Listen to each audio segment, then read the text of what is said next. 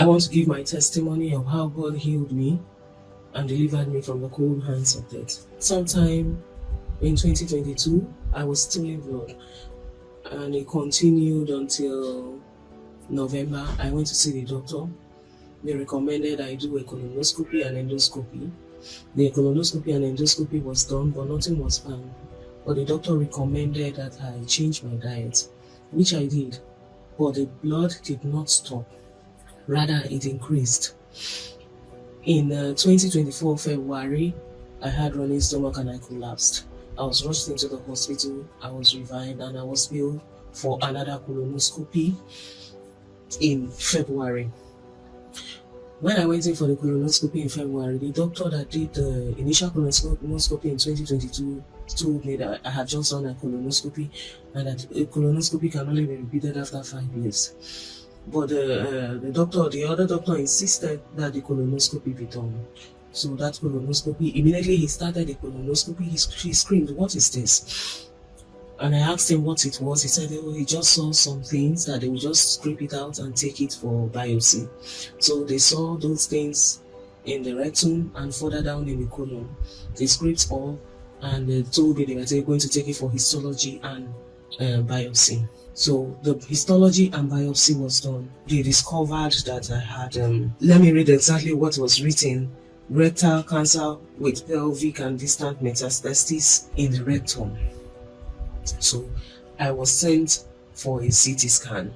The CT scan was done on the 21st of March 2024. When they did the CT scan, the doctor said I had adenocarcinoma in the rectum and intramuscular adenocarcinoma in the transverse column.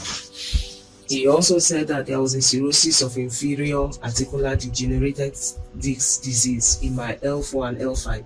What all this implied was that they suspect a metastasis is spread to my pelvic.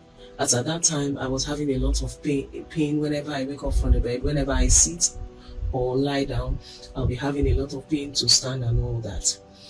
Immediately, I was sent to see the medical oncologist. The medical oncologist said he would not start any treatment, that he would recommend I go for an MRI scan. When I went for the MRI scan, same information was confirmed. At this point, I got so scared and I started praying. After a while, I stopped praying. I couldn't pray again. I was wondering, I said, God, I have been praying all my life on NSPPD. It is not that I do not know that God answers prayers on NSPPD, but I do not know why my own case is this way, that I will pray and ask God and He will not answer me. So what I decided to do was, I stopped. The voice of Pastor Jerry was annoying me. I stopped NSPPD totally, but I continued taking Holy Communion. So I will not join in the prayer. I will wait and play back and go to only where they have communion, and I take the communion. I took the communion believing and having faith that I will be healed.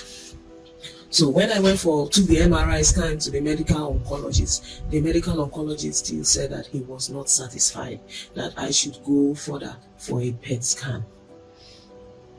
At that point, I told myself, not listening to NSPPD is not going to help me, that I will continue to listen to NSPPD. I listened to NSPPD with pain in my heart, with anger in my heart, but I knew I did not have any option, and I believed my miracle is on the NSPPD altar.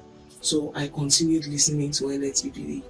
When you go for a PET scan, you'll be secluded for some hours. So during those periods I was secluded for the few hours, I listened to NSPPD and I prayed fervently. The day came for my result from the PET scan. When they checked the result on the PET scan, they discovered that the intramuscular adenocarcinoma found in the transverse column was no more there. That was my first miracle. By the time I gave the result to the medical oncologist, the medical oncologist told me that automatically the cancer had been downgraded from a stage 4 cancer to a stage 2 cancer. All the same, I continued praying.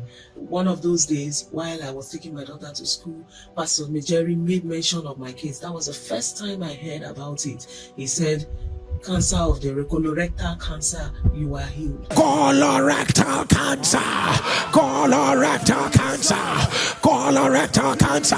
I announce, let it be reversed. I screamed and I shouted. I said, praise God, thank God. My daughter started asking me, Mommy, what is the matter? What is the matter? Have they found a cure for cancer?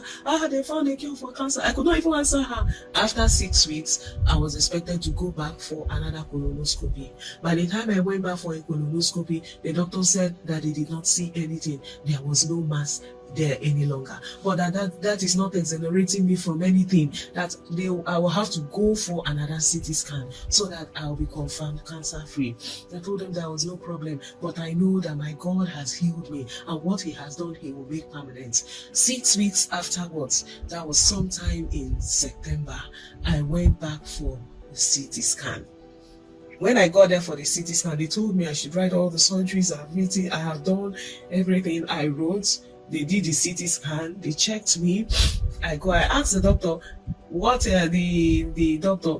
is my result looking like? He told me, your doctor will talk to you, will send the result to the doctor. I got home. I continued my day activity.